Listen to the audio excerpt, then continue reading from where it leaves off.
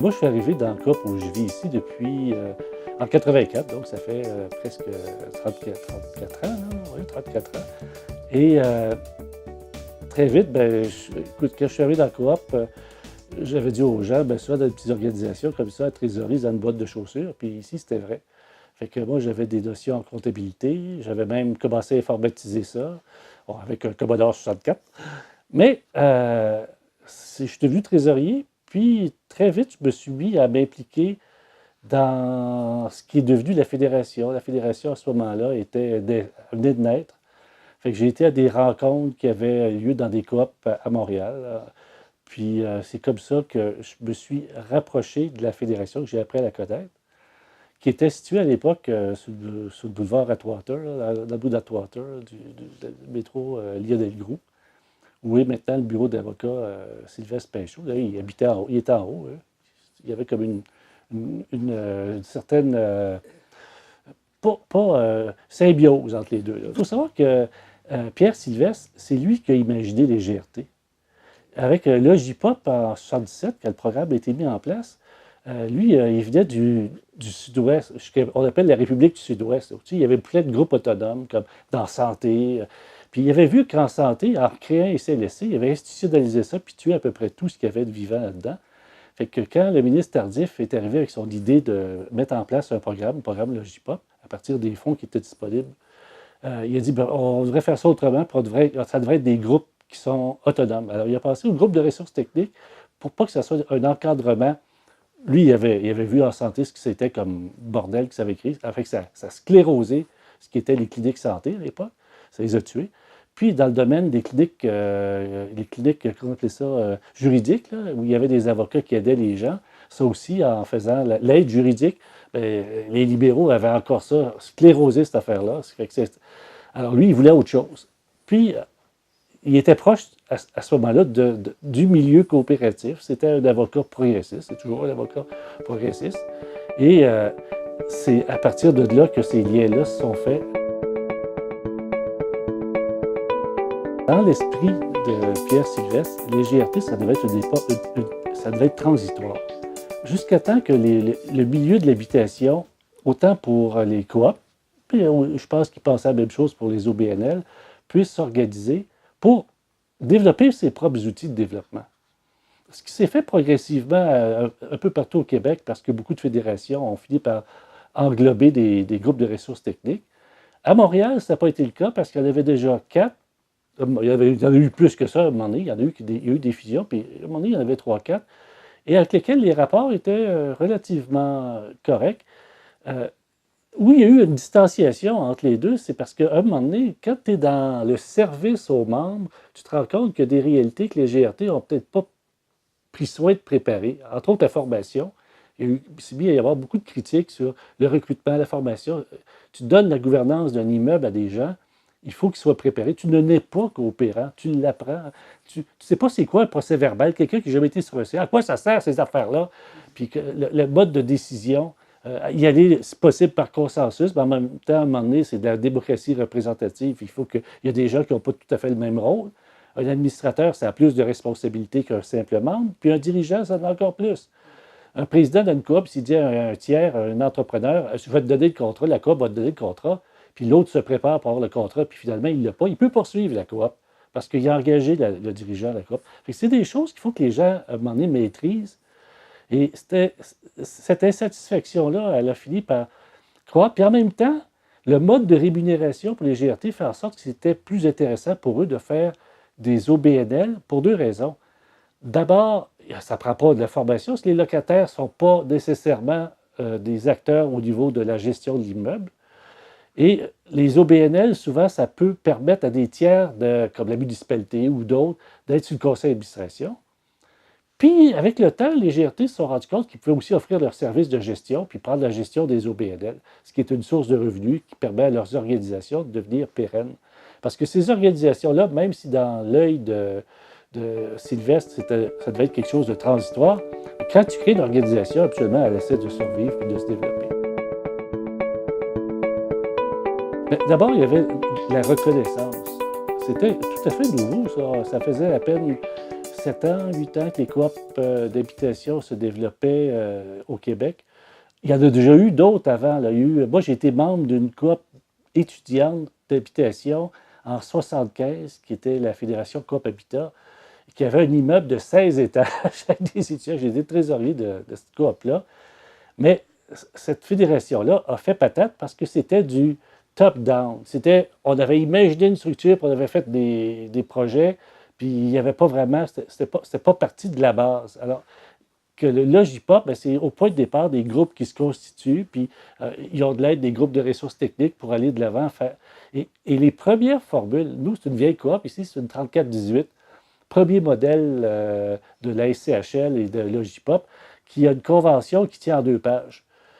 Alors qu'après ça, tu as eu les 56.1 avec l'AACR, puis là, il y avait un encadrement qui devenait beaucoup plus lourd. Ici, quand tu avais un inspecteur de la SCHL, je disais, si vous êtes gentil, je vais vous montrer ça, parce que je ne suis pas obligé de vous le montrer. Votre convention, elle tient sur 2 pages. Je peux vous montrer mon budget, puis le reste, les états financiers audités. Le reste, là. Hein? Fait que, alors, il y avait ce besoin de reconnaissance-là dans le milieu, auprès des fonctionnaires, des partenaires, des municipalités. Il y a eu aussi cette idée-là qu'on pourrait peut-être se donner des services en commun. Et moi, c'est de même que je suis rentré plus actif dans la fédération sur le comité de développement, où il y avait des grosses têtes, plusieurs grosses têtes, plus grosses que la mienne, là. Des gens qui sont rendus maintenant des profs d'université, et puis d'autres qui ont fait de la politique, puis bon, et qui avaient une vision du développement de l'habitation coopérative. On se redonnerait des instruments pour financer nous-mêmes un jour les coopératives parce qu'on aurait une équité financière qui serait énorme, qu'on pourrait réinvestir, puis on se donnerait des moyens. Tu sais. Écoute, à l'époque, on n'avait pas 40, 60 coops qui étaient au début de la fédération, puis ça montait, ça montait, ça montait. Fait que cette croissance-là a fait en sorte aussi que la fédération, c'est-à-dire son personnel, de petits groupes communautaires qui n'avaient pas beaucoup de revenus, où les gens y allaient là par mission quasiment, puis avec beaucoup de... Ça s'est professionnalisé, l'entend pas vite, mais quand tu professionnalises un groupe communautaire, il y a des crises de croissance. Hein? Ça passe par des phases. Aujourd'hui, à Féchim, vous êtes pas une quarantaine de personnes, bien, il y a eu un développement, on dessert une panoplie de services. Tout ça s'était inventé à ce moment-là. Il n'y avait rien de ça. Pas d'assurance groupe, pas de service au niveau de l'aide à la tenue de livre, d'aide à la gestion. On répondait au cas par cas, on essayait d'aider un peu. Il y a eu beaucoup de gens, moi je donne beaucoup de mérite à ces premiers employés-là qui étaient là à la fédération parce qu'ils n'étaient pas nombreux puis ils devaient se débattre dans des situations qui étaient nouvelles. Un des premiers mandats que j'ai eu, c'était pour faire connaître ça au niveau québécois. J'avais été engagé comme lobbyiste pour 6 mois. Puis, un argument qu'on disait souvent à l'époque, quand tu vis dans une coop et que tu vois ton voisin donner un coup de pied à une porte, là, tu te dis « Hey, fais pas ça, c'est à nous ». Tandis que dans d'autres formes de logement, je ne vais pas parler contre les HLM, mais disons HLM, tu vois ton voisin donner un coup de pied dans la porte, tu t'en fous, ça appartient à la ville. Tu n'as pas ce sentiment de empowerment, d'appropriation de ton lieu. Alors, ça, c'était une différence qu'on voulait mettre de l'avant. Puis, bien évidemment, on voulait mettre de l'avant aussi qu'il y avait de la mixité de clientèle dans les coops. Ce n'étaient pas des gens qui étaient nécessairement tous dépendants de l'aide de l'État. C'était en bonne partie ce qu'on appelait le gap. Les gens qui n'étaient pas assez riches pour être propriétaires, puis locataires, condamnés à être locataires tout le temps. Fait que pour pouvoir avoir un contrôle sur leur lieu, la meilleure façon, c'était d'avoir une propriété collective à possession continue où tu es à la fois collectivement propriétaire puis locataire de ta coopérative. Donc, c'était cette formule-là qui s'est vraiment développée. Quand tu es dans une petite organisation, tu as une culture d'entreprise à développer. Puis, comme je disais tantôt, tu n'es pas coopérant, tu apprends. Fait que malgré que tu as beaucoup de bonne volonté, tu te retrouves avec des conseils d'administration qui sont relativement inexpérimentés, démunis. Fait que quand je suis arrivé au conseil d'administration, début des années 90, c'était pas mal du BD oui-oui, du rubber stamp, et les gens ne prenaient pas vraiment le temps d'analyser ce qui était présenté par la petite équipe de permanence. Ils faisaient confiance de manière un peu aveugle. Et je te dirais que le premier choc qui a été rencontré, c'est quand le conseil d'administration a vraiment pris sa place. À Montréal, on avait le bassin qui permettait de faire ça. On commençait à avoir beaucoup de coop, beaucoup de monde qui s'impliquait, qui avait des expériences ailleurs dans d'autres groupes communautaires, dans d'autres coopératives même, puis qui ont dit, bien, regarde, le conseil d'administration va gérer ça. Et la première présidente qui va vraiment symboliser ça, c'est Anne-Louise Gay, avec l'équipe qu'on forme autour. Et ça va déboucher, ça, sur la transformation du poste, qui était un poste de coordination, qui était occupé par Marc Demour, qui se faisait de manière un peu à la bonne franquette, par un poste de direction générale. Et ça va être Monique Blanchet qui va occuper ce poste-là. Fait que Anne-Louise Gay, Monique Blanchet, puis le conseil, ça commence à faire... Pour moi, là, c'est un jalon.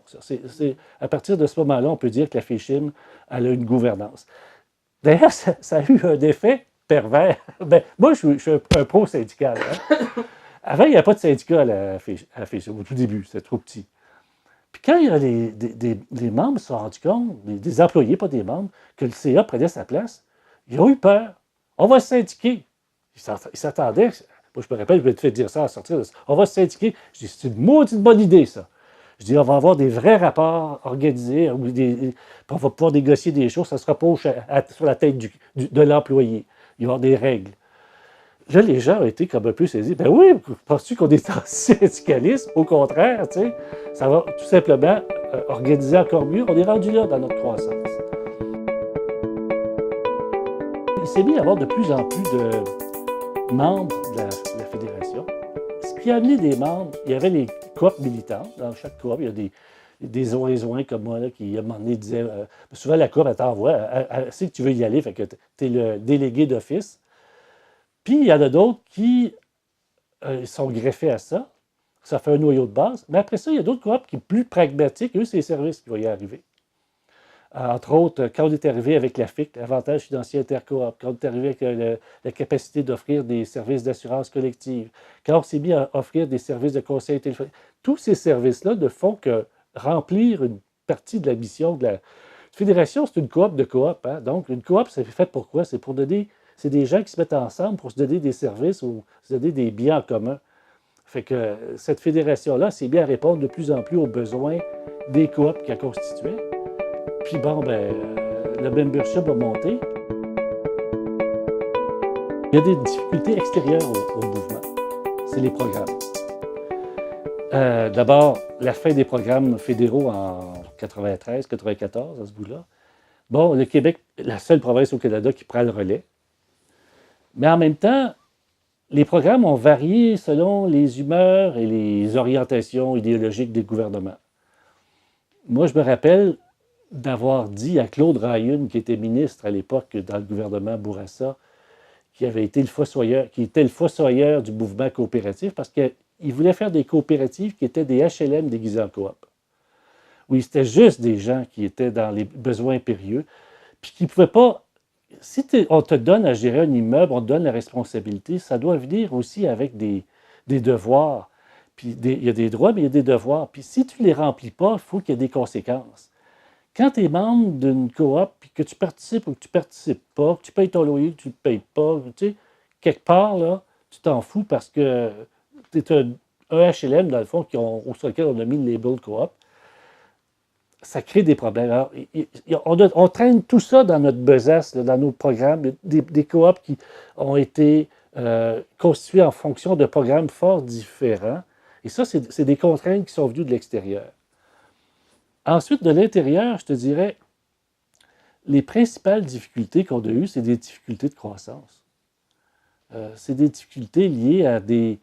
Il y a eu plusieurs, je dirais, je ne suis pas sûr que le bon mot, c'est crise, mais des ruptures, à un moment donné, qui sont passées de transformation. Un peu comme un insecte là, qui change de peau, là, à un moment donné, quand il vieillit, là, il change d'ossature externe, une ossature externe d'insecte, puis il va muer. Hein, il va muer. Il y a eu des mutations qui ont dû se faire comme ça, puis ils ont toujours été assez difficiles à s'accomplir. Et je te dirais que celle qui est la plus pendante actuellement, pour moi, puis ça ne touche pas juste la FECHIM, c'est l'ensemble du mouvement coopératif, c'est de trouver une façon de vivre ensemble pour mettre en commun ce qu'on doit mettre en commun et avoir chacun nos spécificités. Montréal, c'est assez différent du Lac-Saint-Jean. D'abord, c'est la métropole. Il vit 4 millions de personnes dans la communauté métropolitaine de Montréal. Et il y a, comme je le disais tantôt, 60% de locataires sur l'île de Montréal. Sur l'île de Montréal, dans l'agglo. Fait que là, tu dis, OK, c'est pas la même réalité qu'à Saint-Jérôme, les locataires, c'est souvent associé comme étant, quand tu es un locataire, tu étais un BS, puis tu vraiment, tu n'as pas de char, tu n'as pas deux chars, puis tu vis. Alors, c'est mal vu. Montréal, être locataire, c'est un mode de vie, c'est pas quelque chose où tu es stigmatisé. Fait que, puis ça crée des perceptions, ça crée des différences. Or, où ça peut se régler, ça peut se régler dans un espace démocratique. Or, notre démocratie, pour l'ensemble du Québec, dans le milieu coopératif en habitation, a besoin d'être réformée. Elle est dysfonctionnelle. C'est quoi la solution? Je ne sais pas. Est-ce qu'on doit maintenir les structures actuelles? Oui, en les rénovant. Est-ce qu'on doit en créer d'autres? Est-ce qu'on doit imaginer... Desjardins était la seule autre organisation qui a eu une confédération. Ils ont décidé d'y mettre fin il y a une dizaine d'années parce qu'ils jugeaient que c'était trop lourd et pas fonctionnel. Il y a une seule fédération, Fédération Desjardins. Est-ce que c'est une avenue qu'on devrait emprunter? Je ne sais pas. Ça pourrait être aussi l'existence d'une fédération urbaine qui couvre la région de Montréal, puis une organisation qui couvre le reste du Québec, puis les deux vivent en partenariat, parce qu'on a plus en commun avec la Fédération de Toronto dans nos réalités en transport, en aménagement, dans les besoins, qu'on en a avec, je ne sais pas moi, la baie même, ou avec des régions comme Chaudière-Appalaches, ou même la partie qui s'en va à Sorel, pas très loin d'ici. Peut-être que c'est ça l'avenir. Je pense que ça prend de la bonne volonté de tous les acteurs pour dire, bon, on n'est pas là pour avoir des tripes de pouvoir, on est là pour desservir nos membres, et quelle manière on peut le faire de manière la plus efficace. Moi je ne suis pas anarchiste, là, mais je pense que tu n'as pas besoin d'avoir une structure pyramidale pour desservir les gens. Tu as besoin d'avoir une structure qui serait plus circulaire, où les gens se mettent ensemble, mettent en commun les expertises, les besoins, les solutions qu'ils peuvent trouver, et où chacun peut être à la fois autonome dans ses spécificités, puis après ça, c'est un peu la réalité qui est en train d'émerger dans nos relations avec le reste du Canada. Hein? Quand on va, d'abord, le Québec a toujours été la société distincte, même en habitation, où on n'a pas le même type d'adhésion que les autres coopératives et fédérations ailleurs au Canada. Nous, ça se fait, on a reconnu au Canada anglais la spécificité du Québec. Hein. On dit aussi que c'est notre organisation nationale, etc. Bien, l'Assemblée nationale, l'organisation. Et le reste, c'est plus à l'échelle fédérale, l'échelle pan-canadienne. Mais quand on le fait avec les gens de la FHCC, la Fédération canadienne, on y va en partenariat. Et puis de plus en plus, la FICHIM a commencé à nouer des partenariats solides avec, je parlais de Toronto tantôt, mais il y a aussi Vancouver. Ils ont été des sources d'inspiration pour nous. Peu de membres, sans doute, savent que l'avantage financier intercoop, c'est nous a été inspiré par SimCity à Vancouver, qui avait négocié ça avec les coops d'habitation là-bas. Puis là, on s'était inspiré, puis on est allé voir Desjardins pour dire on veut la même chose. Tu sais? Fait que ce genre de partage-là, puis de mise en commun. Au niveau de l'assurance, ça s'est fait de même pendant un bout de temps. Puis Montréal, maintenant, fait affaire qu'une firme mutuelle du Québec. Mais rien ne nous dit que dans le prochain appel d'offres, on ne pourrait pas travailler avec d'autres comme Cooperator ou d'autres. Tu sais. C'est une question de volume, question d'entente, de couverture, etc. Beaucoup plus que de chapelle. Là. Dans le fond, il y a aussi une réalité d'affaires là-dedans qui doit se constituer. Il y a un défi très terre-à-terre, là, actuellement, qui est la fin des conventions. Ça, c'est vraiment très baseline.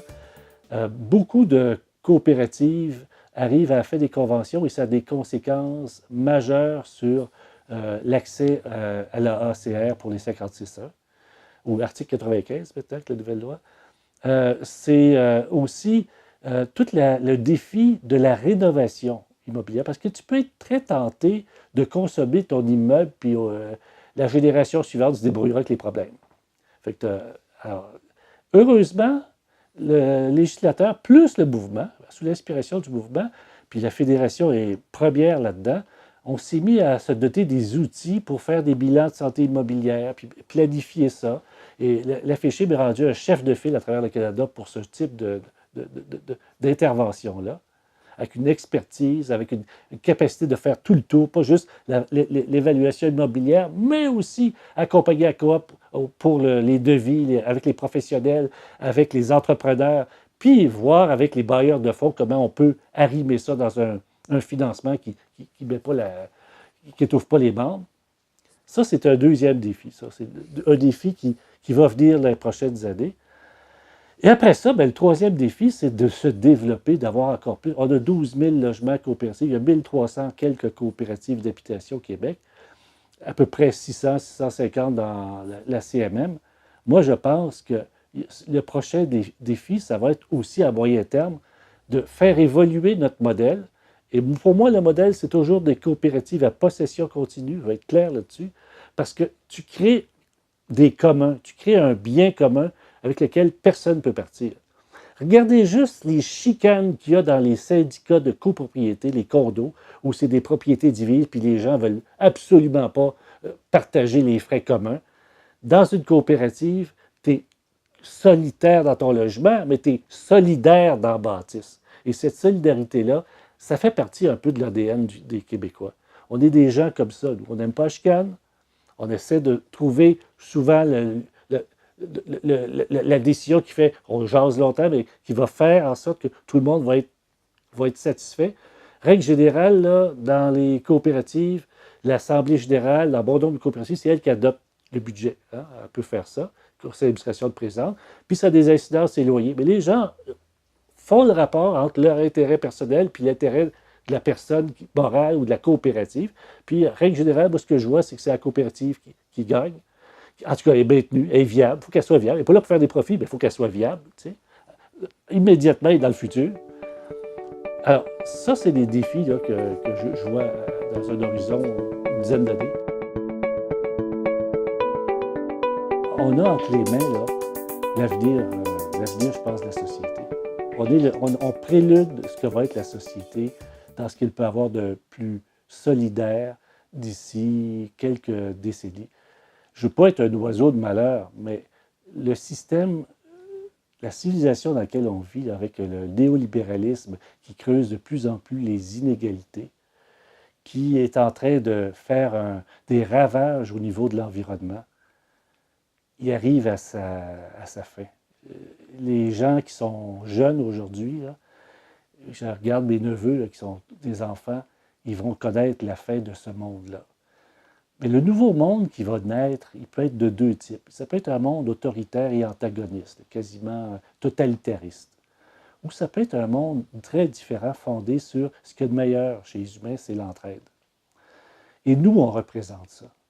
C'est ce qu'on représente, le milieu coopératif. Puis, dans l'habitation, c'est l'endroit le plus proche d'où tu vis, c'est ton milieu de vie. Tu passes tes nuits, là, ta vie dans ta coop. Et ça peut aller ailleurs, ça peut essaimer ailleurs. Écoute, il faut préserver ça. On a planté quelque chose qui va croître et qui est peut-être la solution aux crises de demain. Moi, je pense que si j'avais un message à dire, c'est celui-là.